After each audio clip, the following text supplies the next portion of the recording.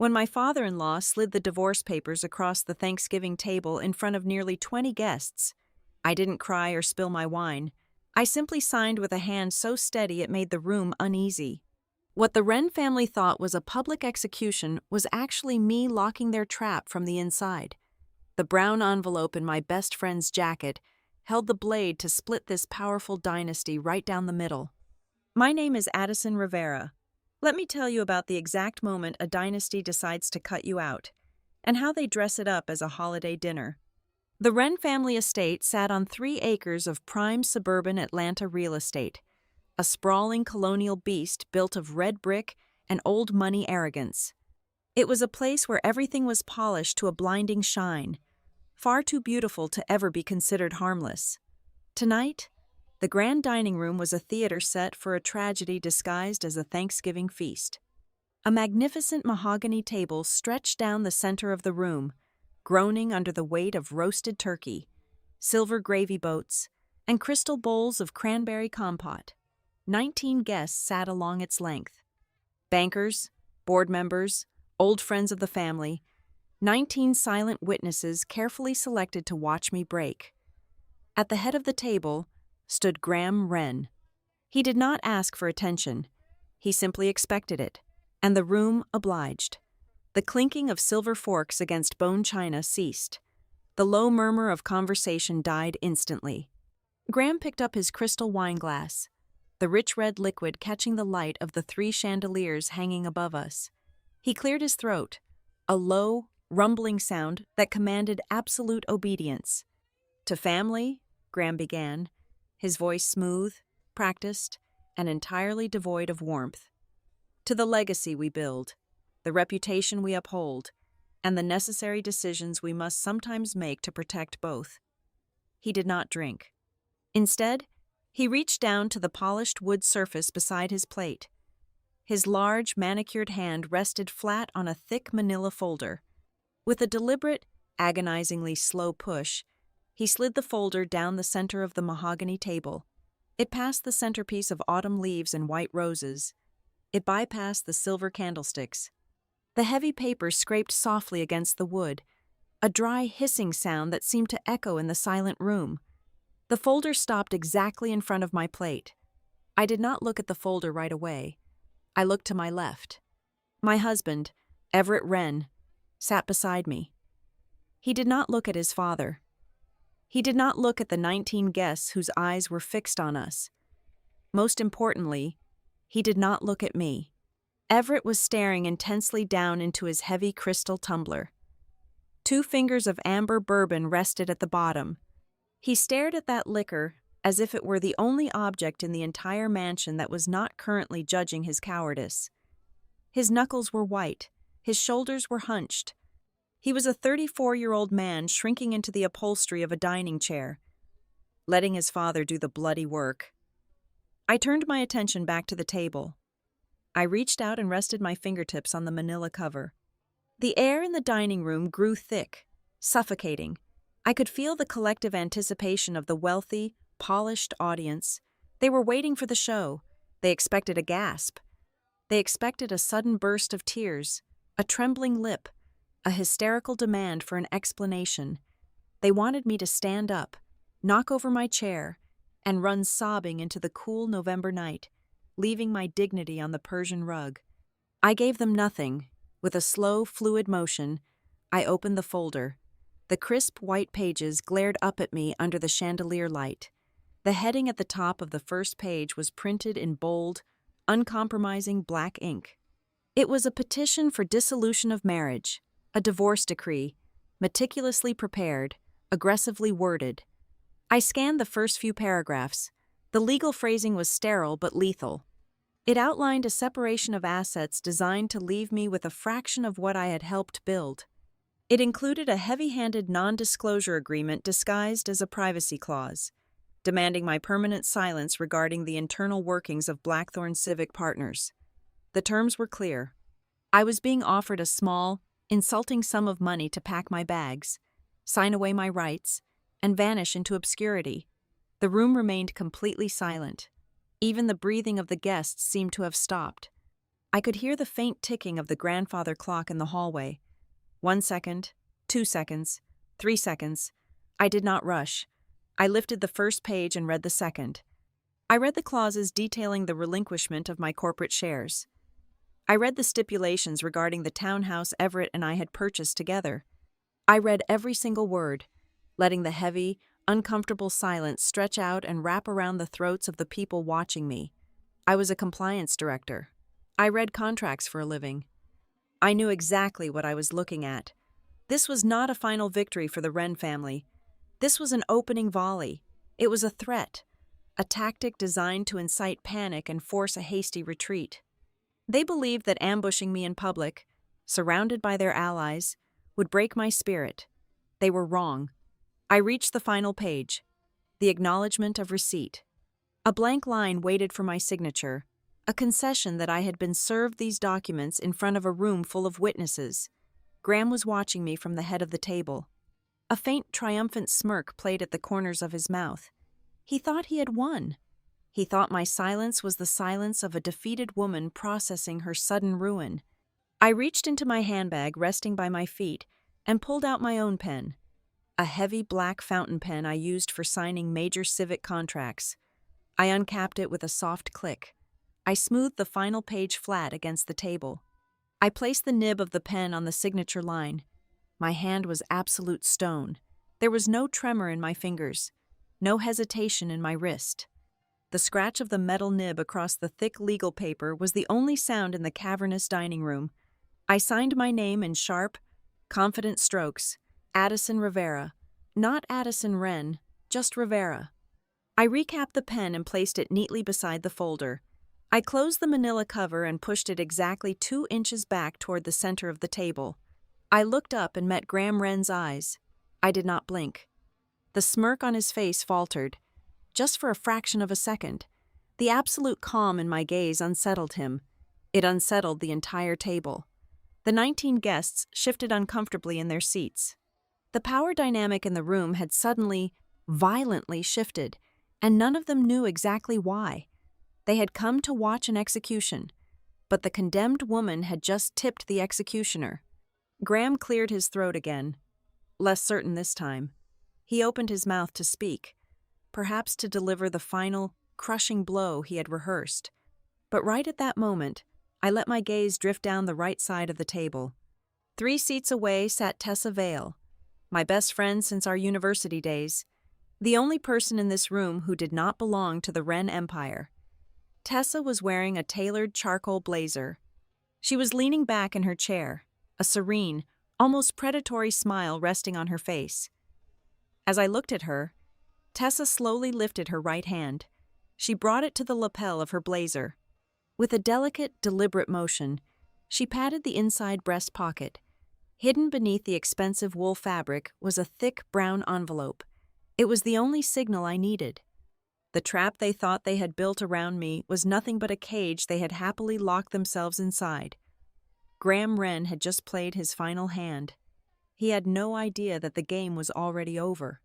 Tessa's fingers brushed the fabric one last time, a silent promise that the counterattack was not just coming, it was already here. 3 years ago, my life was built on a foundation of aggressive, unapologetic independence. I was 31 years old, entirely self-made, and running on a steady diet of black coffee and relentless ambition. I did not possess a famous last name that opened heavy oak doors. I did not have a trust fund generating quiet, passive income while I slept, nor did I have a wealthy uncle sitting on a board of directors ready to slip my resume to the top of an exclusive pile. I grew up in a cramped, drafty apartment where the monthly rent was always a terrifying mathematical puzzle my mother struggled to solve. By the time I secured the position of lead compliance officer at a fiercely competitive corporate engineering firm, I had spent the better part of a decade outworking absolutely everyone in the room. I was the person reading the dense, suffocating subclauses of municipal contracts at 2 o'clock in the morning. I was the one catching the microscopic discrepancies that saved my employers hundreds of thousands of dollars. I climbed the corporate ladder with bloody fingernails, relying entirely on my own sharp mind, my meticulous nature, and my absolute refusal to fail. I met Everett at a charity gala on a Tuesday evening in late October. It was a high-profile, heavily catered fundraiser for a massive urban redevelopment project in the downtown district. I attended solely because my firm was aggressively bidding on the environmental impact study, and networking was a necessary evil. I was standing near the perimeter of the grand ballroom, nursing a glass of sparkling water with a twist of lime, quietly observing the room full of inherited wealth and loud political posturing. Everett walked over, completely unbothered by the frantic, desperate networking happening all around us. He was not what I had pictured when I first heard the prominent name Wren. He lacked the loud, arrogant, space-consuming energy of the typical rich son. He wore a charcoal suit that was impeccably tailored but deliberately understated. He possessed a calm, almost gravitational pull. When we spoke, he did not launch into a practiced monologue about his stock portfolio, his golf handicap, or his family legacy. He asked about me. More importantly, he actually listened to the answers with unwavering eye contact. I found myself telling him about a recent crisis I had handled at my firm. A major subcontractor had attempted to bury a massive, toxic structural liability deep within the appendices of a 200-page contract addendum. It was a legal landmine designed to look like standard boilerplate text. I had caught it, flagged it directly to the executive board, and effectively saved the firm from a $5 million lawsuit and a catastrophic public relations nightmare. When I finished the story, Everett did not look bored, and he certainly did not look intimidated. His gaze held nothing but pure, unadulterated admiration. He leaned in close over the noise of the string quartet and told me that spotting the invisible cracks in a foundation was a rare and beautiful kind of brilliance. For a woman who had spent her entire professional life carefully modulating her intelligence so as not to shatter the fragile egos of male executives, his reaction was intoxicating. I believed, firmly and foolishly, that I had found a rare breed of man, a man completely unafraid of a woman who was sharper, faster, and smarter than him in the boardroom. 6 months later, he drove me up the winding, tree-lined driveway of the Wren estate for our first official family dinner. The house was a breathtaking monument to their generational power, a sprawling brick fortress that felt warm upon entry but carried a latent, creeping chill in the floorboards. Celise Wren, Everett's mother, greeted me in the grand, marble-floored foyer. She was a masterclass in immaculate, terrifying grace. She kissed the air a fraction of an inch from my cheek, but her eyes conducted a rapid, invisible audit of my entire existence.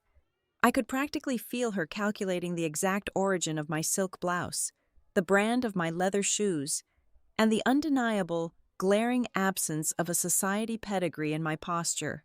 Her smile was blindingly bright, perfectly practiced, and completely devoid of actual warmth. Then there was Graham. At the long mahogany dinner table, over plates of roasted duck and glasses of imported wine, he dominated both the physical and auditory space. He was a man deeply accustomed to absolute, unquestioned authority.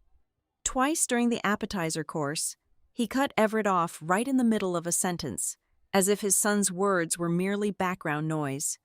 When I attempted to answer a direct question Graham had asked regarding city zoning laws, he interrupted my response halfway through to make his own point. I kept my facial expression carefully neutral. I swallowed my rising irritation along with a slow sip of Bordeaux. I rationalized the suffocating behavior. I told myself it was simply the rough, unpolished edges of an old-school Southern patriarch, the eccentricities of a man who had spent 40 years giving orders and never once hearing the word no. I did not fully comprehend the sheer, terrifying scale of the machine I was marrying into until I understood the true nature of Blackthorn's civic partners. The Wren family did not merely possess vast wealth. They owned the very infrastructure of the city itself. Blackthorn was a private development conglomerate operating behind a carefully curated, spotlessly clean public image. They did not build flashy, glass-walled tech headquarters or luxury condominiums. They dealt in the unglamorous, highly lucrative bedrock of civic society: municipal water treatment plants, regional highway expansions, heavily subsidized civic housing blocks, They trafficked in massive government contracts, municipal bonds, and quiet, ironclad handshakes executed in the private dining rooms of exclusive city clubs. Their ties to regional banks, heavy construction unions, and the city council were deeply entrenched. It was a vast, subterranean root system that effectively choked out any rival firm before a project bid was ever made public. It took Graham exactly 2 family dinners to realize I was not simply a decorative, agreeable accessory for his heir. During a tense conversation in the drawing room regarding a complicated, stalled zoning dispute in the Western District, I casually pointed out a glaring regulatory loophole that Blackthorn's expensive, highly paid legal team had completely overlooked. Graham stopped swirling his cognac. He stared at me for a long, heavy, calculating moment, the silence in the room suddenly deafening. 2 weeks later, the formal invitation arrived. It was not presented as a standard corporate job offer. Graham personally asked me to join Blackthorn as their Director of Contract Compliance, framing the lucrative position as a rare, unprecedented honor.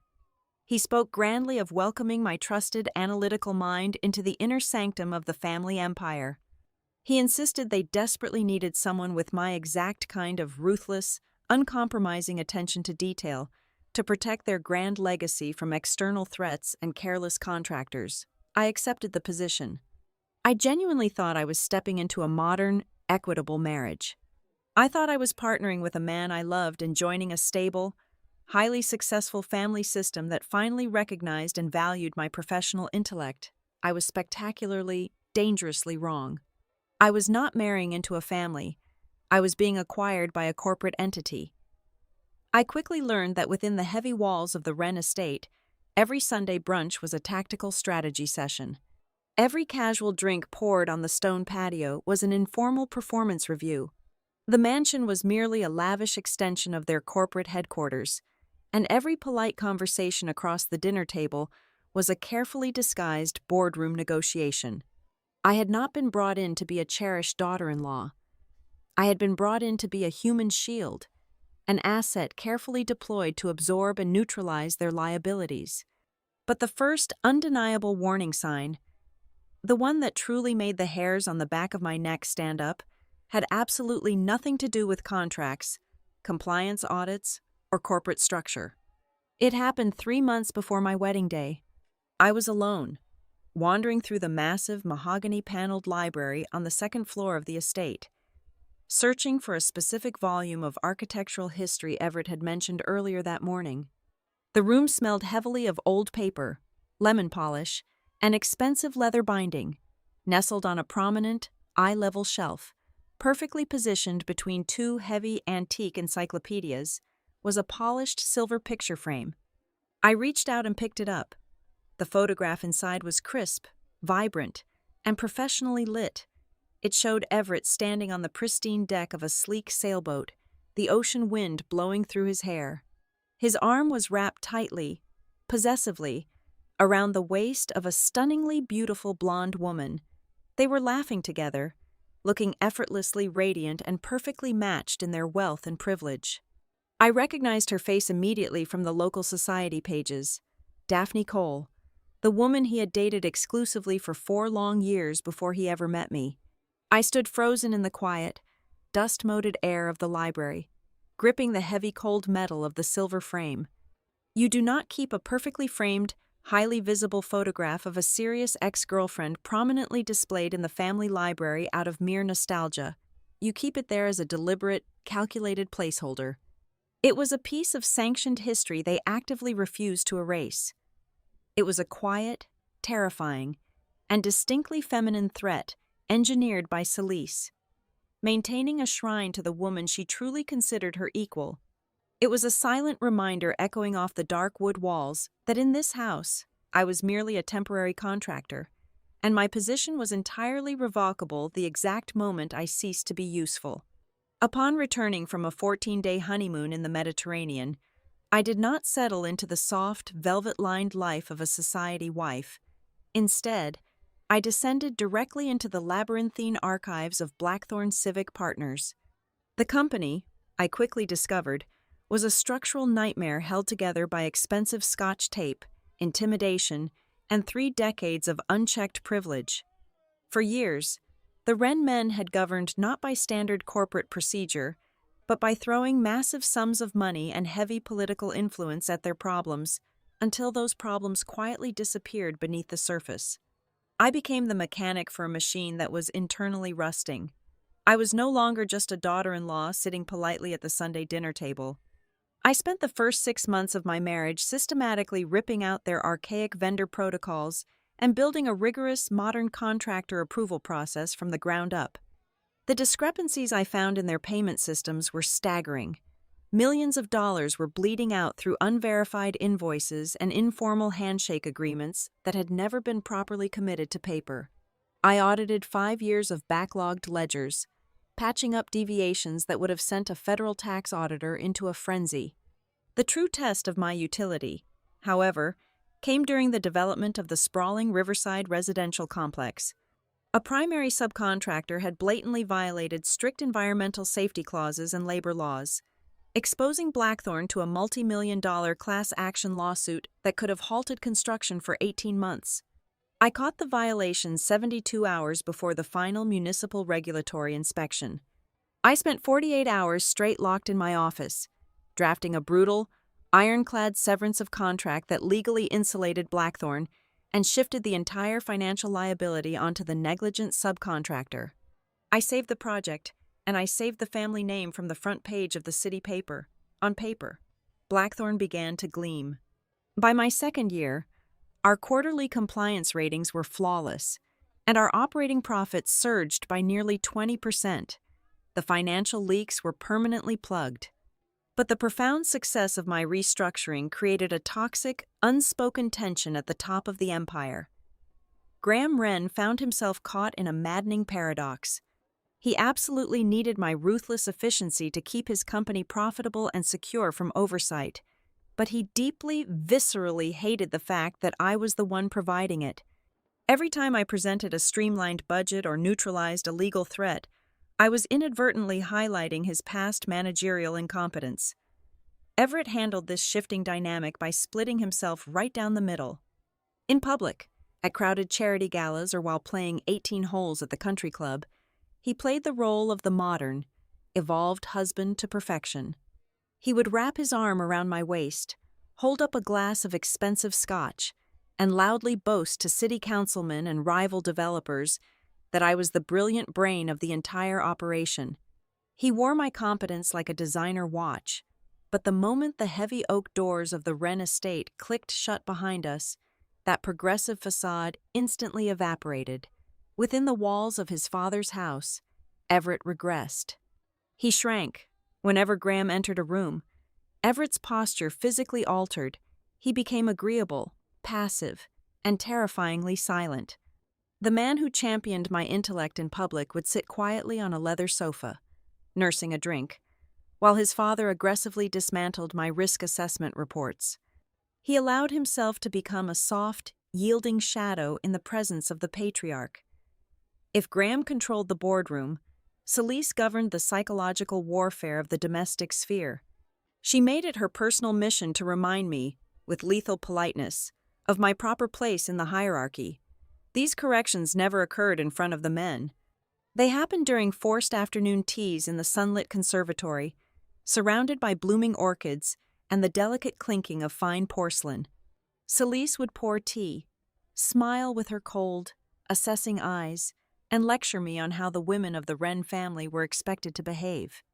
She spoke in veiled parables about grace, about knowing when to soften one's voice, and about the paramount importance of not threatening the egos of the men who provided for us. The underlying message was razor-sharp. My talent was only tolerable as long as it was wrapped in absolute, unwavering gratitude and total subservience. I was a hired hand who had been given the supreme privilege of sleeping in the manor, and I was expected to act like it at all times. Slowly, the Sunday family dinners morphed into grueling psychological evaluations. The grand dining table became a theater of subtle dominance. I realized I was being graded on a sliding scale of acceptable behavior. It mattered exactly where I chose to sit. It mattered if I spoke for 3 minutes instead of 1 minute. If Graham confidently stated a wildly inaccurate statistic regarding municipal tax codes, and I gently offered the correct figure, the temperature in the room would plummet instantly. I could feel Salisa's glare burning into the side of my face, silently calculating if I was intentionally trying to make Everett lose face in front of his own father. I was expected to fix their company during the work week and pretend I knew absolutely nothing about how it ran on the weekends. The true defining fracture in the family dynamic occurred midway through my second year, arriving quietly in the form of a digital calendar invitation. Blackthorn was attempting to secure a massive, complex restructuring loan from First Sterling Bank, our primary financial institution. The chief lending officer sent an email to coordinate the final, critical strategy session. He did not send it to Graham. He did not send it to Everett, who held the formal title of Vice President of Operations. He bypassed the Wren men entirely and sent it directly to me, stating explicitly in the body of the email that the bank's Executive Risk Assessment Board only felt comfortable moving forward if I was the one personally walking them through the compliance guarantees. I sat in my office, staring at the glowing screen for a full 10 minutes. It was an epiphany that tasted like ash in my mouth.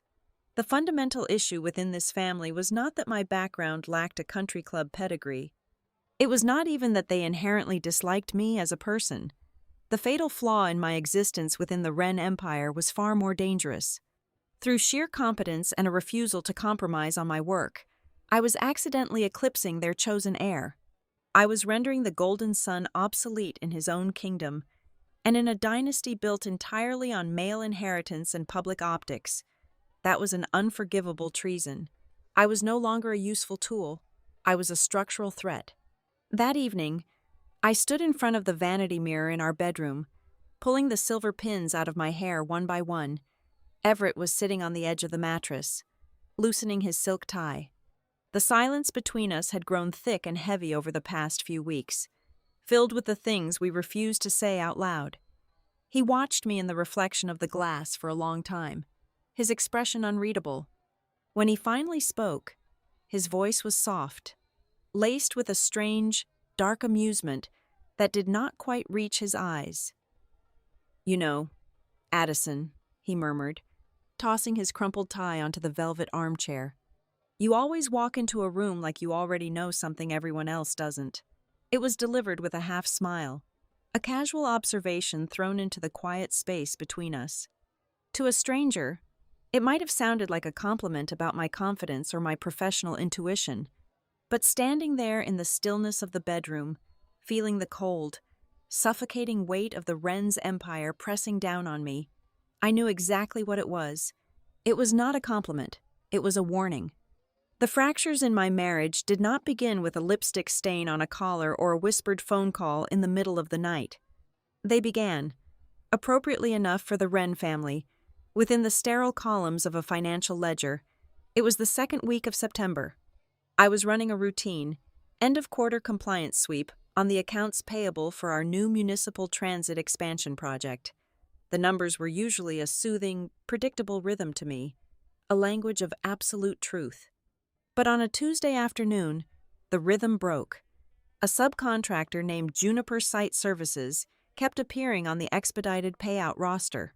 They were a newly incorporated entity, barely 7 months old, yet they were absorbing massive, front-loaded capital injections. We were bleeding hundreds of thousands of dollars to a company that possessed virtually zero operational history. In the fiercely guarded ecosystem of Blackthorn Civic Partners, a rookie firm bypassing the standard 90-day vetting period was not just unusual, it was impossible. I pulled the original procurement logs from the digital archives. I needed to see exactly whose executive override had authorized these reckless disbursements. I clicked open the master contract files, scrolling down to the final authorization blocks. Staring back at me, glowing in stark, undeniable green pixels, was my own digital signature. My unique, cryptographically secured approval stamp. I sat frozen in my ergonomic chair, feeling a sudden, icy drop in my stomach. I pulled up the system metadata. One approval was stamped at 3:15 in the afternoon on a Wednesday. I cross-referenced my calendar. At that exact moment, I had been standing in front of the city zoning board, giving a sworn deposition. The municipal building had metal detectors, signing logs, and heavy security cameras verifying my exact location miles away from my office terminal. Another timestamp registered at 11:45 at night on a Saturday. I had been at a crowded charity gala, standing right next to my husband, without a laptop in sight. The cold dread sharpened into clinical paranoia. I immediately began flagging the corrupted files.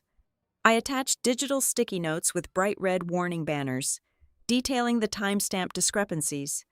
I created a secure encrypted folder on the local server, dragging the Juniper contracts into a quarantine zone so I could present them to the internal auditing committee on Monday morning. But when I logged back into the system at 7 o'clock the next day, the architecture of the server had shifted. The encrypted folder was gone. The master ledger had been seamlessly reverted to a previous version from 48 hours prior. Every single red flag, every warning note, every piece of digital quarantine I had built was wiped clean. The system administrator log showed absolutely no deletion history. It was a digital ghost town. Someone with top-tier, God-level access was actively scrubbing my trail in real time, watching my every move inside the network. This aggressive corporate gaslighting synchronized perfectly with a sudden, suffocating shift in my personal environment. Just as the phantom signatures appeared in the system, Daphne Cole rematerialized in Atlanta. She did not return quietly. She embedded herself directly into our professional stratosphere. She had been appointed as the new strategic capital advisor for a massive, New York-based private equity fund. And that specific fund was currently sitting at the negotiation table, exploring a 9-figure capital injection into Blackthorn Civic Partners. Suddenly, the golden ex-girlfriend was an unavoidable fixture in my daily life. She was seated across the table at quarterly investor luncheons. She was standing in the VIP lounge at our country club. And Wren, a woman whose default expression was a brilliantly disguised sneer, suddenly became violently hospitable. I watched my mother-in-law embrace Daphne in the middle of a crowded, high-end restaurant. Celise held Daphne by the shoulders, laughed brightly at her jokes, and introduced her to our most conservative board members with a sickening, radiant warmth. It was not a polite greeting. It was a grotesque, highly public piece of theater. Celise was actively rehearsing an alternate reality, parading the woman she wished Everett had married, acting as if my existence was merely a temporary clerical error that was about to be corrected. I attempted to confront Everett about the hemorrhaging accounts. I cornered him in our kitchen one evening while he was pouring a glass of sparkling water. I kept my tone perfectly level. I mentioned Juniper Site Services. I asked him, point blank, why a brand new earth-moving company was receiving millions of dollars in untracked advance payments. His reaction was immediate, visceral, and entirely defensive. He did not meet my eyes. He stared at the marble countertop, his jaw tightening. He mumbled a fast, incoherent excuse about fast-tracking essential heavy machinery and accused me of obsessing over standard, insignificant operational variances. From that night onward, he became a phantom. He started coming home at 10 or 11 o'clock at night. His excuses became thin, pathetic things, a sudden dinner with union bosses, an emergency drink with concrete suppliers. He vibrated with a nervous, trapped energy he could no longer conceal, constantly checking his phone and flinching whenever I walked into a room unannounced. The invisible strings pulling at my life finally snapped into sharp focus on a Thursday night in late October. It was nearly 2 o'clock in the morning. I woke up to an empty, cold bed. The master bathroom was entirely dark. I slipped out from under the heavy duvet and walked silently down the carpeted hallway toward the main staircase. A thin, unnatural slice of yellow light spilled from beneath the heavy oak door of my private home office on the ground floor. I did not wear shoes. My bare feet made absolutely no sound on the polished hardwood. I reached the door and pushed it open just a fraction of an inch. Everett was standing behind my heavy mahogany desk. The pale blue glow of my secondary monitor illuminated his face. He held a small, silver key in his right hand. It was the physical backup key I kept hidden inside a hollowed-out book on the top shelf. The only key that unlocked the bottom, reinforced drawer where I stored my physical hard drives and encrypted ledger backups. He was hunched over, actively scraping the metal against the lock, trying to force it open. I pushed the door open completely. The brass hinges let out a faint, high-pitched whine. Everett jerked upward violently. He dropped the key onto the hardwood floor with a sharp, ringing clatter. He spun around, his chest heaving under his silk pajama shirt. His eyes were wide, flooded with the raw, unmistakable panic of a desperate thief caught with his hands deep inside the vault. We stared at each other for 5 agonizing seconds. The silence in the room was so heavy it felt difficult to breathe. He ran a trembling hand through his hair, his mouth opening and closing before he finally formed a lie. His voice shook as he claimed he was simply looking for a spare phone charger. A phone charger, inside a locked, fireproof, steel-reinforced drawer containing my most confidential legal documents. I did not scream. I did not cry or hurl accusations. I simply walked over, picked the silver key off the floor, dropped it into my robe pocket, and told him in a dead, flat voice to get out of my office. The following afternoon, I sat in a dimly lit, secluded corner booth of a downtown steakhouse. Sitting across from me was Tessa Vale. I did not order food, I just talked. I laid every single jagged piece of the puzzle on the table. I told her about the phantom digital signatures time-stamped when I was miles away. I told her about the scrubbed server logs, the sudden, theatrical reappearance of Daphne Cole, and the sight of my husband prowling through my sanctuary in the dead of night like a common burglar. Tessa did not interrupt. She did not touch her black coffee. She listened with the chilling, detached focus of a woman who spent her life dissecting corporate ruins and unearthing buried bodies in legal discovery. When I finally stopped speaking, the ambient noise of the restaurant seemed to fade away. Tessa leaned slowly across the mahogany table. Her dark eyes locked onto mine, completely devoid of pity, replaced entirely by cold, hard realization. She dropped the final, devastating piece of the picture into place. Her voice was barely more than a whisper, but it cut straight through the air like a scalpel. "Addison," she said, enunciating every single syllable with terrifying clarity. "No one prepares a crime scene this clean unless they have already picked out the fall guy." Tessa Vale was not just a friend. She was a wartime consigliere. We had met in our freshman dormitory over a decade ago, bonding over a shared refusal to accept mediocrity. Now, she was a senior manager of electronic discovery at one of the most ruthless, high-stakes corporate litigation firms in the Southeast. Her entire career was built on the fundamental premise that everyone lies, but the metadata never does. She spent her days resurrecting intentionally deleted emails, tracing hidden offshore ledger movements, and proving that men in expensive tailored suits were perfectly capable of smiling right up until the exact second they slid a knife into your spine. When I finished laying out the nightmare of the past few weeks, we were sitting in the soundproofed conference room of her office on a quiet Sunday afternoon. I fully expected her to reach into her desk and slide a list of aggressive divorce attorneys across the polished mahogany. She did not. Instead, she opened her leather briefcase and pulled out a small, heavy, encrypted solid-state drive. "You do not file for divorce," Tessa instructed, her voice flat, clinical, and completely devoid of panic. "You do not pack a suitcase. You do not sleep in the guest room. If you show them that you know they are hunting you, they will immediately lock you out of the network and burn the evidence to ash. Right now, you are inside the vault. We need to empty it completely before they change the combination."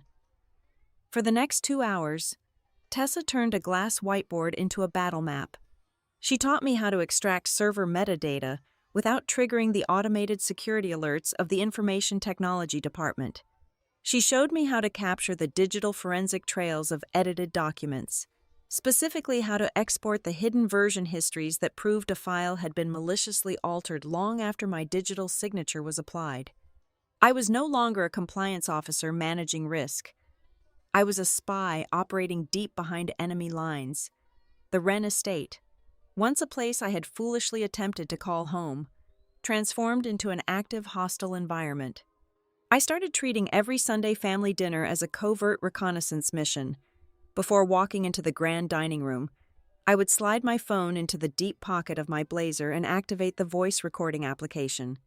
Over plates of roasted lamb and crystal glasses of expensive wine, I captured the audio of Wren spinning his webs. I recorded him making deliberate, veiled threats about the absolute necessity of corporate loyalty.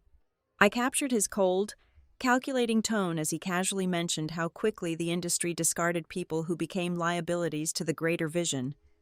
I began meticulously tracking the internal sabotage at the office. Crucial vendor compliance warnings, which I drafted and sent on a Tuesday morning, would mysteriously languish in the server outbox.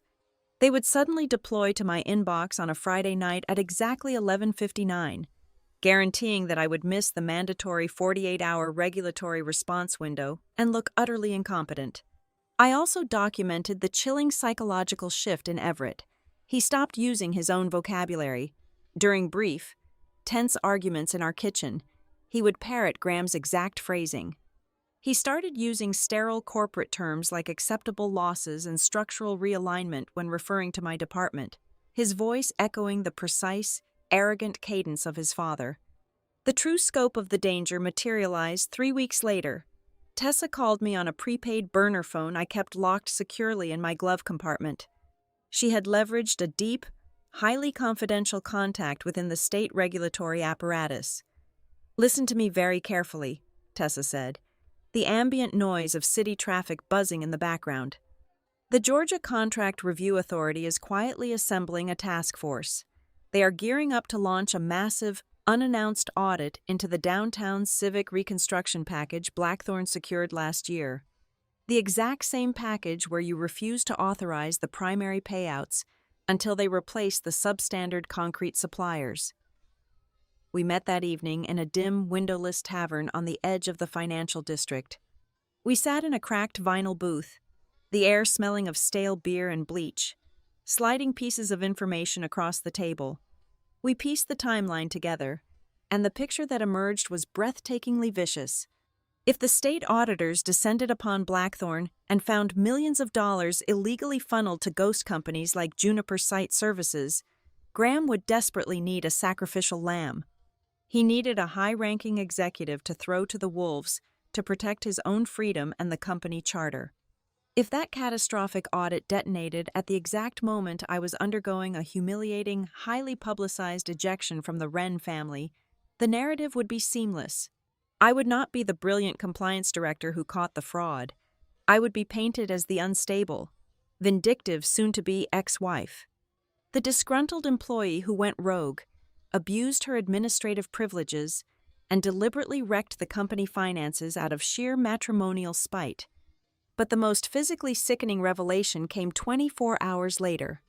Tessa had instructed me to dig into the deepest, most archaic levels of the system administration logs, specifically targeting the hardware provisioning history connected to my employee profile.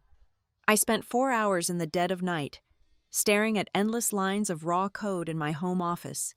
Buried beneath 3 layers of archived security reports, I found the smoking gun. A secondary, physical 2-factor authentication token had been registered to my account. It was a small hardware key used to bypass all security firewalls and authorize massive wire transfers. I only possessed one, and it was permanently attached to my car keys. This second phantom token had not been activated recently. The digital timestamp showed it had been provisioned and brought online exactly 4 months ago. I sat in the dark glow of my monitors, feeling the blood drain completely from my face. A physical token had to be requested via internal mail and shipped to a verified address. It had to be physically intercepted. Someone inside the house had requested the device, intercepted the package from the mailroom, and activated it using my forged credentials. There was only one person who had the required security clearance, knew my personal verification answers, and had access to our mail before I got home from work. Everett. The man I slept next to every single night had deliberately cloned my digital identity so he could frame me for federal corporate fraud. Tessa connected the final, bloody dots the next day. "It is a textbook corporate execution," she whispered across the tavern table, her eyes dark and calculating. Step 1. A public divorce to destroy your emotional and professional credibility. Step 2. A quiet smear campaign in the industry to ensure no one hires you or believes your side of the story. Step 3. They terminate your server access, lock you out of the building, and dump every single piece of forged evidence directly onto your lap the second the state auditors issue the subpoenas. For the past 6 months, I had been carrying a suffocating, paralyzing knot of self-doubt in my chest. I had laid awake wondering if I was simply paranoid, if the immense pressure of the job was fabricating shadows that did not exist. I had genuinely questioned my own sanity, wondering if I was destroying my own marriage through suspicion. Sitting in that booth, looking at the hard, undeniable forensic proof of my own husband's betrayal, that knot dissolved completely. It did not leave behind grief. It did not leave behind sorrow or a desire to salvage the relationship. It left behind a cold, absolute, terrifying clarity. I was no longer the confused wife trying to save a failing marriage. I was the target of a highly coordinated corporate assassination. I stopped wondering if I was imagining things. I reached across the sticky table, took the encrypted drive from Tessa, and dropped it into my leather bag. From that exact second forward, I stopped playing defense. I began building the guillotine. I did not immediately file for divorce. The absolute worst thing you can do when someone is building a cage around you is to thrash against the bars before you know exactly how the lock operates. Instead, I drove 3 hours outside of Atlanta on a rainy Tuesday afternoon to a small, unassuming brick building. I hired a private litigator named Marcus Thorne. I did not hire him to draft separation papers. I hired him to tear apart the 70-page executive employment contract Graham had presented to me 2 years ago as a gesture of profound family trust. Marcus found the hidden wire within 48 hours. It was buried deep within the 9th appendix, an obscure subparagraph regarding executive indemnification. The clause was written with lethal precision. It stated that my legal protection and corporate shielding would be immediately nullified if I voluntarily abandoned my post or resigned during any period of active internal financial review. Staring at that single paragraph on the polished mahogany desk of my lawyer, the entire architecture of their plan clicked into sharp, terrifying focus. This was exactly why they could not afford a quiet, civilized separation. If Everett and I simply sat down like rational adults and agreed to part ways, I would retain my legal standing at Blackthorn. They needed a spectacle. They needed an emotional detonation so severe, so profoundly humiliating, that I would be driven by pure distress to pack my bags, walk out of the house, and refuse to ever step foot inside the corporate headquarters again. The very second I abandoned my desk, Graham would initiate a formal internal investigation into the Juniper Site Services accounts. I would be stripped of my corporate indemnity, and they would legally chain the entire multi-million-dollar fraud directly to my ankles. They were weaponizing my own pride against me. Once you understand the exact dimensions of the trap, you stop being the prey. You become the architect of the countermeasure. I realized I had to evacuate my life from the Wren estate, but I had to do it invisibly. I could not bring cardboard boxes into the foyer. I could not hire a moving truck. I had to dismantle my existence piece by microscopic piece. I started carrying my physical work journals and encrypted hard drives out of the house, buried beneath sweaty workout clothes in my gym bag. I slipped my birth certificate, my passport, and my most cherished personal keepsakes into the lining of my winter coats. For the larger items, I enlisted the only person in the world I trusted implicitly. My mother drove up from Savannah on 3 separate occasions. She never pulled into the grand driveway. She parked her modest sedan 3 blocks away, hidden behind the dense oak trees of a public park. I would take the golden retriever for a long evening walk, carrying a heavy canvas tote bag, and hand the contents over the wrought iron fence. We did not speak much during these exchanges. She saw the frozen, hollow look in my eyes and simply took the bags, her jaw set tight with a mother's silent fury. Over the course of 4 weeks, the house remained visually untouched. But my actual life had been entirely hollowed out from the inside. While I secured my physical escape route, Tessa was busy arming the legal warhead. Through a labyrinth of quiet industry connections, she located a woman named Margaret Hayes. Margaret had been Graham's senior executive assistant for 11 years. Then, roughly 6 months ago, she had vanished from the Blackthorn offices overnight. The official company narrative claimed she had retired early to care for an ailing relative. Tessa knew better. Tessa met Margaret in a sterile diner on the edge of the county line. It took 2 cups of black coffee and a promise of absolute legal protection. But Margaret finally broke. She did not just offer gossip, she delivered a sworn, heavily notarized affidavit. The document detailed a Tuesday morning in late April when Graham had called Margaret into his private office, locked the door, and explicitly ordered her to backdate a series of highly irregular invoices connected to the transit expansion project. When Margaret hesitated, citing the severe legal risks, Graham had lost his temper.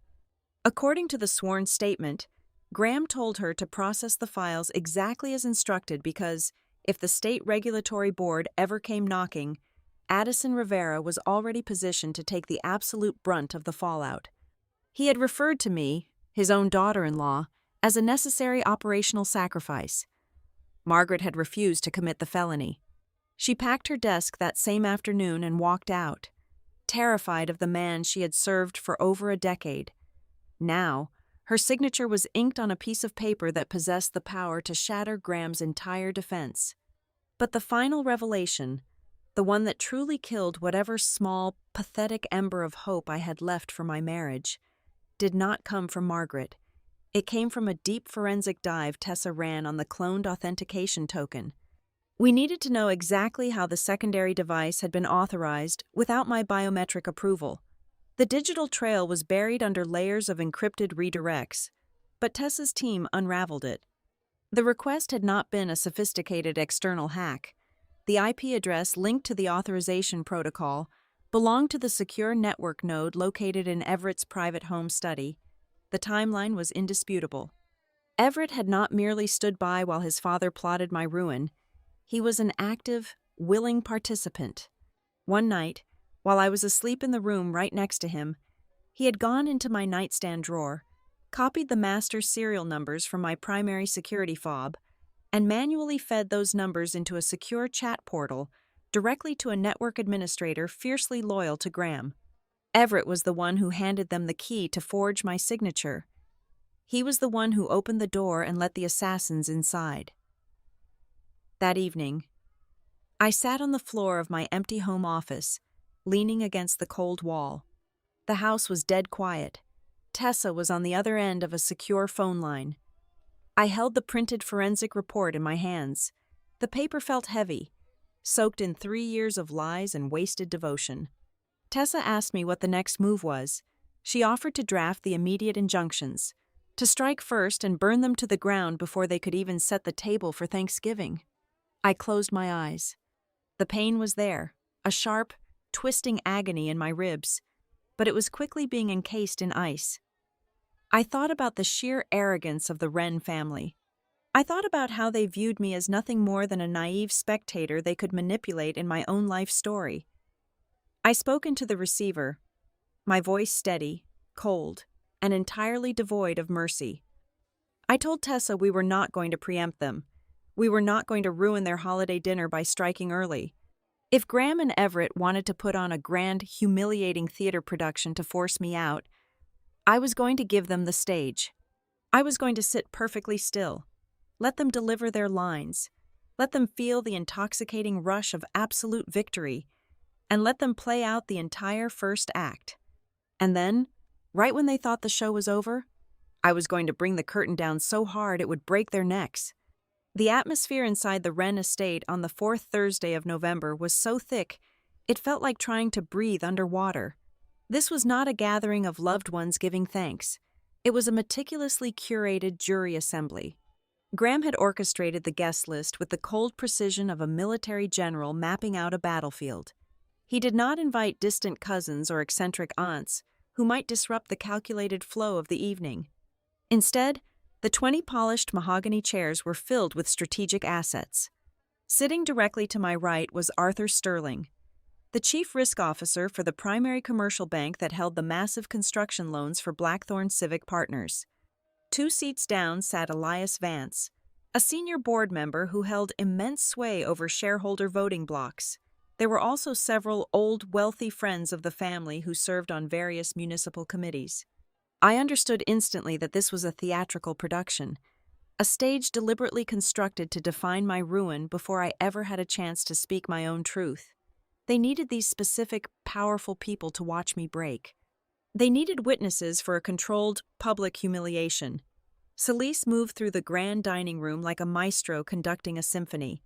She wore a stunning, floor-length emerald silk gown, her hair perfectly swept back, ensuring every crystal water goblet was full and every hushed conversation was properly steered. She was practically vibrating with anticipation, setting the stage for my execution with absolute, flawless hospitality.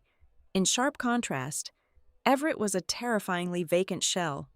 Before we even sat down to eat, he stood near the towering stone fireplace in the drawing room, clutching a heavy crystal glass of amber bourbon. He spoke to absolutely no one. He looked pale, almost nauseous, his eyes constantly darting toward the floor. He was the cowardly heir, a man fully aware that his father was about to swing the axe, and he was simply trying to stay out of the splash zone.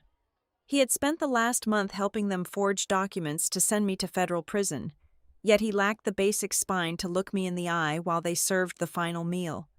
The seating arrangements were the first physical manifestation of the trap.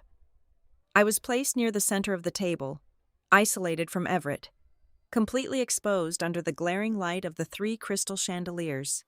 But the most aggressive, undeniable statement of the entire evening arrived exactly 45 minutes past 7 o'clock. The heavy oak front doors echoed through the foyer, and Daphne Cole stepped into the house. She did not look like a guest who had accidentally hit traffic. She looked like a conqueror claiming her spoils. She wore a sleek crimson dress and carried an air of absolute, unshakable belonging. She apologized loudly for the delay, kissing Celise on both cheeks while the older woman beamed with genuine, unfiltered delight. The timing of her arrival was entirely intentional. It forced the entire dining room to pause, to stop eating, and to acknowledge her presence.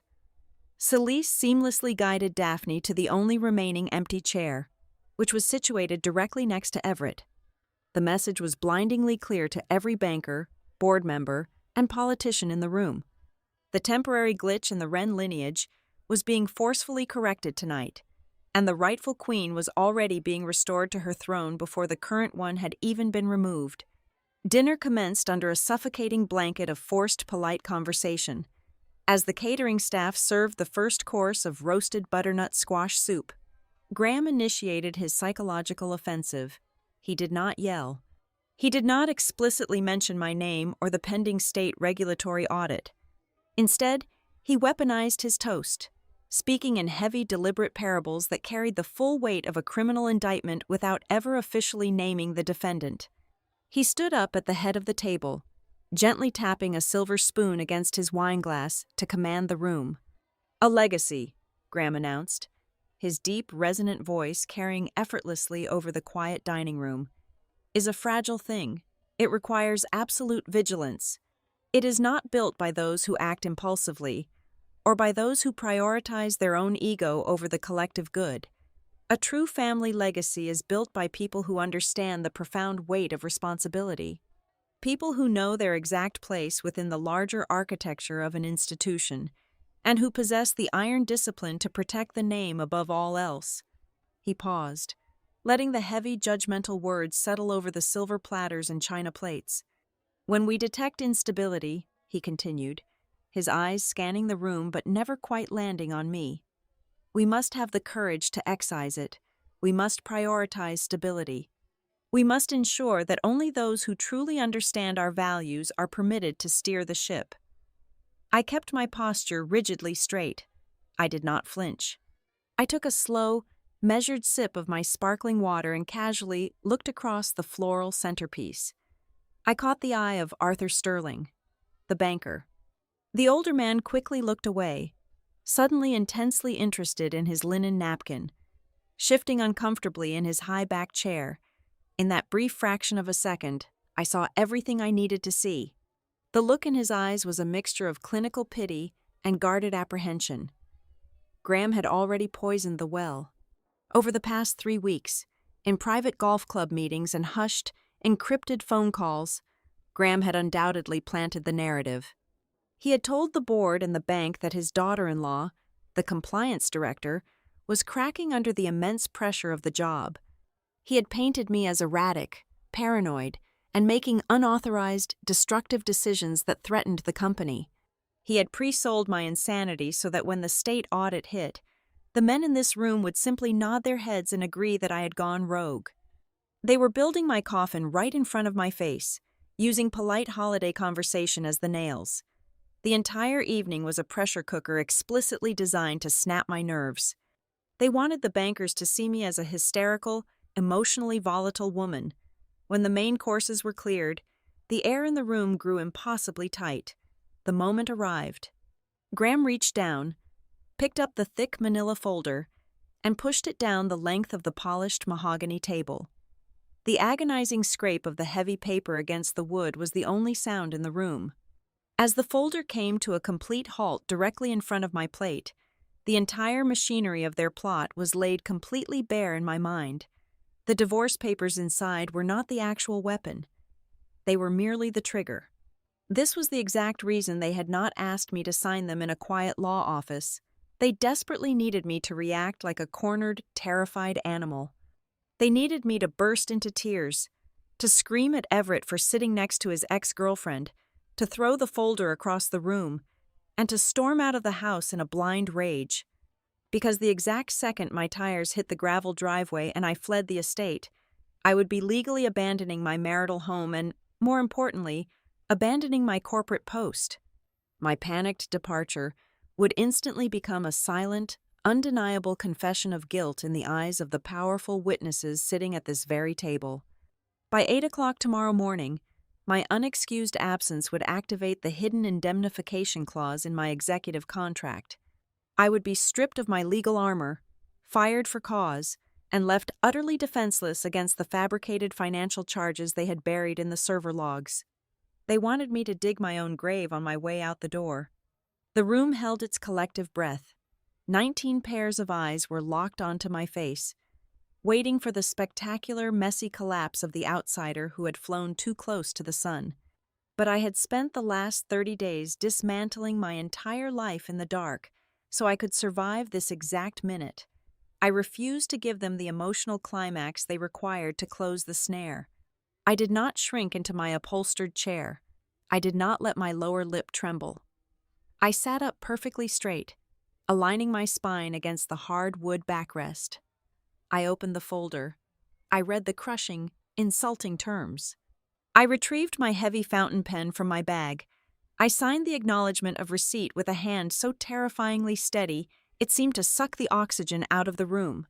My signature was sharp, aggressive, and perfectly legible. I capped the pen with a sharp, metallic click. I closed the folder. I did not stand up. I did not push my chair back to run. Instead, I slowly lifted my chin and locked my gaze directly onto Graham Wren across the entire length of the grand table. I did not look at him like a defeated, broken daughter-in-law begging for mercy. I looked at him with the cold, unblinking, absolute certainty of a predator who had just locked the cage door from the inside. The smug, victorious satisfaction on his aged face began to curdle, his brow furrowed. He had expected to shatter me, but looking into my dead, calm eyes, the grand patriarch of the Wren family suddenly realized he was staring down the barrel of a loaded gun. The ink on the acknowledgement line was barely dry before Graham allowed a thin reptilian smile to stretch across his face. He had his signature. He had his public surrender. He reached out to pull the manila folder back toward his side of the table, his shoulders dropping a fraction of an inch as the tension of the hunt finally left his massive frame.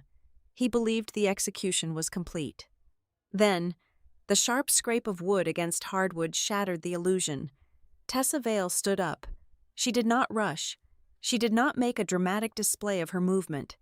She simply rose from her seat and smoothed the front of her tailored charcoal blazer with absolute, terrifying composure. Every single head at the long mahogany table snapped in her direction. In a dining room heavily populated by arrogant titans of industry, veteran bankers, and society matriarchs, my best friend commanded the space entirely. "Before Addison departs," Tessa said, her voice a cool, resonant bell cutting effortlessly through the suffocating, turkey-scented air, "there is one final matter you need to review. Graham. It pertains directly to the decisions made here tonight." Tessa reached into the inside breast pocket of her blazer. She extracted the thick, heavy brown envelope. She did not toss it. She leaned forward and slid it across the polished mahogany table with the exact same deliberate, dry, hissing slide Graham had used moments earlier. The envelope bypassed the crystal water goblets and the silver gravy boats. It stopped squarely next to Graham's expensive wine glass. The texture of the silence in the room mutated instantly. 10 seconds ago, the silence had been heavy with the arrogant satisfaction of a successful ambush. Now, it was brittle. It was the frantic, oxygen-starved silence that precedes a massive, catastrophic explosion. Graham stared down at the brown envelope. His reptilian smile vanished entirely. He shot a venomous, questioning glare at Tessa, and then turned his eyes to me, but I offered him absolutely nothing but a blank, unreadable stare. Reluctantly, driven by the burning curiosity of the powerful bankers and board members watching his every single move, his large fingers reached out and broke the wax seal. He pulled the thick stack of papers into the light of the chandelier. The first document was Margaret Hayes's sworn affidavit. I watched Graham's eyes track across the top line, recognizing the official legal seal and the name of his fiercely loyal former executive assistant. His face lost its color from the top down. The blood drained from his forehead, then his cheeks, leaving behind a sickening, ashen gray pallor. He read the paragraphs detailing his exact locked-door instructions to backdate the municipal ledgers. He read the lines where he explicitly named me as the designated sacrifice for the impending state regulatory audit. He swallowed hard. His breathing grew noticeably shallow. He hastily shoved the affidavit behind the stack, desperate to hide the damning words from the prying eyes of the senior board members flanking him on either side. But the second document was waiting right beneath it. The Forensic Network Report. The page was dominated by a stark, high-resolution graph tracing the activation sequence of my secondary hardware authentication token. Graham was not an information technology expert, but the bold, highlighted text at the bottom of the page required absolutely no translation. The activation signal was geolocated directly to the private network router sitting inside Everett's home office. Graham's hands began to tremble. It was a minute, almost imperceptible shake at first, but the thick paper amplified the movement until the edges of the page were vibrating visibly. He realized in real time that the airtight narrative he had constructed over the past several weeks, the story of a rogue, incompetent, mentally unstable daughter-in-law, was bleeding out rapidly on his expensive dining table. He flipped with desperate speed to the third exhibit. It was the printed email chain between himself, Everett, and the internal corporate counsel. The subject lines were stark and completely damning. The text explicitly detailed their coordinated, multi-step strategy to strip my system access and push me out of the company before the fourth quarter commenced. The emails openly discussed the necessity of using my departure to clean the financial records before the auditors inevitably arrived. It was not just poor management. It was written, time-stamped proof of a premeditated corporate conspiracy, but Tessa had saved the sharpest, most violently personal blade for last. The final pages were not sterile corporate documents. They were high-definition prints of luxury hotel folios, encrypted text messages, and private calendar appointments.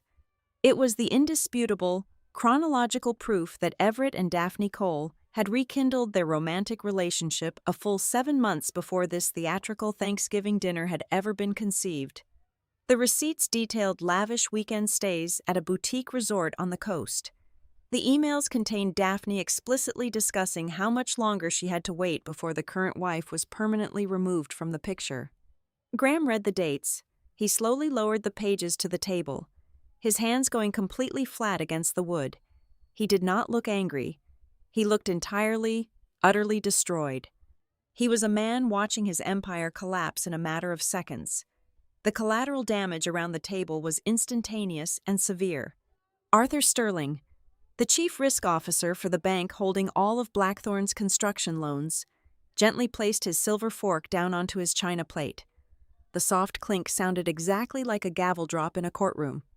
Arthur was a man who dealt exclusively in risk assessment, and he recognized a catastrophic, radioactive liability when he saw one.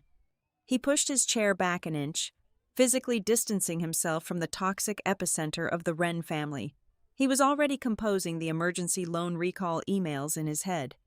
Elias Vance, the senior board member, pulled his wire-rimmed glasses off his face. He pulled a white linen square from his suit pocket and began wiping the lenses with agonizing slowness. He did not look at Graham.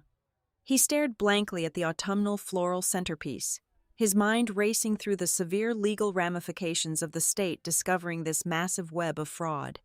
Celeste Wren, the flawless commander of the social battlefield, was entirely paralyzed. Her emerald silk gown suddenly looked like a cheap costume draped over a mannequin. For the first time in her pristine, highly controlled life, she had absolutely no idea where to direct her gaze. She looked at her husband, who was staring at the table like a dead man. She looked at her son, who was gripping his bourbon glass so tightly, his knuckles looked bruised and white. And then, slowly, she looked across the table at Daphne. Daphne's radiant, victorious smile had completely dissolved into an expression of sheer panic. She was sitting rigidly in her chair, her eyes darting frantically around the room, reading the shifting power dynamics. She had arrived expecting to be crowned the new matriarch of a clean, wealthy, untouchable dynasty. Instead, she was sitting directly in the middle of a federal crime scene, realizing her own name was printed all over the evidence log sitting on the table. I let the absolute devastation settle over the room for a full 60 seconds. I let them choke on the heavy, suffocating reality of their failure. I let the 19 guests process the undeniable fact that they had been invited to witness a public slaughter, only to realize the butcher was the one bleeding out on the floor. I did not raise my voice. I did not need to scream or cry to take control of the room. When I finally spoke, my tone was so even, so entirely devoid of emotion, that it made the grand dining room feel like a freezing meat locker. "You did not hand divorce papers to your daughter-in-law tonight," I said, my voice carrying the lethal, unshakable weight of absolute truth. I stood up, pushing my heavy oak chair back with a smooth, perfectly controlled motion. I looked down at the pale, trembling patriarch of the Wren family. He looked up at me, his eyes wide with a terror he had never experienced in his entire life. "You just handed evidence to the only person who can still save you from your own son." I walked away from the mahogany table with the slow, measured pace of a woman who had just rewritten the entire script of her own life. I did not storm out in a flurry of tears. I did not slam the heavy oak front doors. Tessa walked right beside me, the heels of our shoes echoing on the marble foyer like a ticking clock they could no longer stop. She carried her leather briefcase, which held the master copies of every single document that had just detonated inside their dining room. By 2 o'clock in the morning, while the Wren family was likely tearing each other apart in their grand drawing room, the automated delivery protocols I had established with my attorney executed flawlessly. The encrypted data packets bypassed Blackthorn's compromised servers entirely. They landed securely in the private inbox of Marcus Thorne. Simultaneously, physical courier packages were dispatched to the private residences of Arthur Sterling and an independent forensic auditor who had been waiting on standby for my signal. The sun rose on Friday morning, bringing a catastrophic reality check to the corporate headquarters. By 9 o'clock, the bank invoked an emergency intervention clause. Blackthorn received a massive, court-mandated data preservation order. Every single server, every company mobile device, and every physical filing cabinet was legally frozen. Furthermore, the bank halted all outgoing wire transfers exceeding $10,000. Graham woke up believing he could simply smooth over a messy family dispute. He walked into his office to find his multi-million-dollar empire entirely paralyzed by federal financial mandates. My phone rang a few minutes past 11 o'clock. It was Everett. When I answered, his voice was a pathetic, frantic mess. He began by begging for a private conversation, pleading for just 5 minutes to explain the context of the emails. When I remained absolutely silent, his fear metastasized into defensive rage. He actually had the audacity to accuse me of crossing a line. He shouted into the receiver that I had gone entirely too far, that I was actively trying to destroy his father and ruin the family name over a simple misunderstanding. It was a spectacular display of cowardly delusion. He genuinely still believed I was a heartbroken wife lashing out over a renewed romance with his ex-girlfriend. He could not fathom that I was a professional compliance director reacting to a coordinated, felonious frame job. I hung up the phone without speaking a single syllable. The collateral damage continued to spread rapidly throughout the weekend. Daphne Cole, the woman who had strutted into the Thanksgiving dinner expecting to reclaim her throne, vanished from Atlanta before Sunday morning. Tessa's industry contacts confirmed that Daphne had abruptly severed all communication with the Wren family and boarded a flight back to New York. She was not a fool. She realized she had not been invited back into Everett's life because he was paralyzed by lingering, unresolved love. She had been recruited as a highly visible, glamorous prop. They needed a classic, easily digestible narrative of a love triangle to distract high society, while they quietly dumped their corporate crimes onto my shoulders. The second she realized her name was attached to a massive federal fraud investigation, she cut her losses and ran, but the most shocking defection came from the very heart of the manor. Late Sunday evening, an encrypted message arrived in my private inbox from an anonymous proxy address. It contained 3 high-resolution photographs of handwritten schedules and private legal appointments. They were the highly confidential itineraries for Graham's upcoming closed-door strategy sessions with aggressive criminal defense attorneys. I knew the handwriting instantly. It belonged to Celise.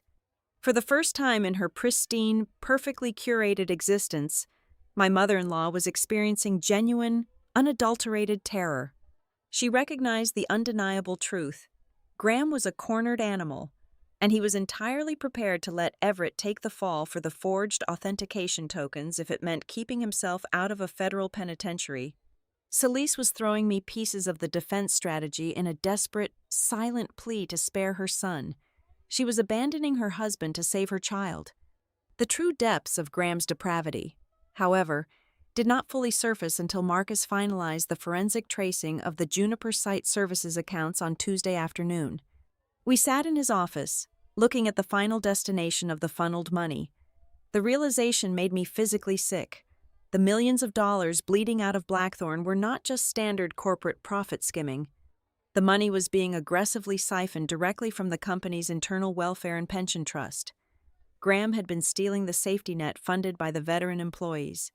He was draining the retirement futures of the heavy machinery operators, the site foremen, and the structural engineers who had broken their backs for 20 or 30 years to build his empire. This was no longer just a story about a toxic marriage or a vicious corporate betrayal between executives. It was the systematic, ruthless robbery of dozens of working-class families who trusted the Wren name. Graham made one final, desperate attempt to bury the catastrophe beneath a mountain of cash. On Thursday morning, exactly 1 week after the disastrous Thanksgiving dinner, a courier delivered a thick legal envelope to my temporary apartment. It was a formal settlement offer drafted by Blackthorn's crisis management team. The terms were staggering. They offered me an immediate, tax-free buyout of $8 million, deposited instantly into any offshore account I desired. I would keep the luxury townhouse, keep all my corporate shares, and walk away with a fortune. There was, of course, a single, non-negotiable condition attached to the money. I had to sign an ironclad, permanent non-disclosure agreement. I had to formally retract the evidence packet, publicly state that the entire ordeal was a misunderstanding exacerbated by emotional distress, and vanish quietly into the background while they handled the Juniper discrepancies internally. They thought everyone had a price. They thought $8 million was enough to make me close my eyes to the forged signatures, the gaslighting, and the stolen pensions of men and women who relied on my compliance oversight for their survival. I sat at my small kitchen table, staring at the incredibly lucrative contract. I did not even pick up a pen. I calmly carried the document over to the paper shredder, fed the thick pages into the metal teeth, and listened to the satisfying sound of their final desperate bribe turning into worthless ribbons. I was not going to take their hush money and disappear. I was going to force them to stand in the harsh, unforgiving light, and I was going to make absolutely certain that every single lie they had ever told was permanently carved into the public record. Exactly 3 months after the Thanksgiving dinner, the final reckoning arrived. It did not take place in a grand mahogany-paneled dining room, but in a sterile, glass-walled conference suite on the 40th floor of a downtown legal high-rise. Blackthorn Civic Partners was forced into an emergency tribunal. The room was packed with the heavy artillery of the corporate world. The entire executive board of directors was present, alongside a team of independent forensic auditors, representatives from the primary lending institutions, and heavily armed legal counsel for every single party involved. I did not walk into that room as the accused, disgruntled employee they had tried to invent. I walked in, flanked by Marcus Thorne and Tessa Vale, taking my seat directly in the center of the long table as the primary, devastating witness. At exactly 10 o'clock in the morning, Wren pushed through the glass doors.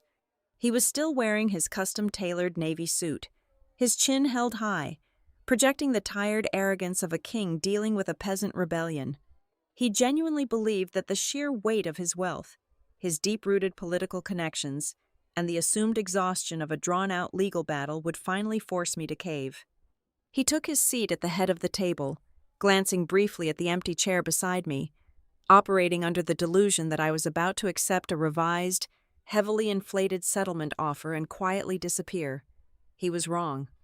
The proceedings began not with a negotiation, but with an execution. Marcus Thorne stood up, smoothing his lapels.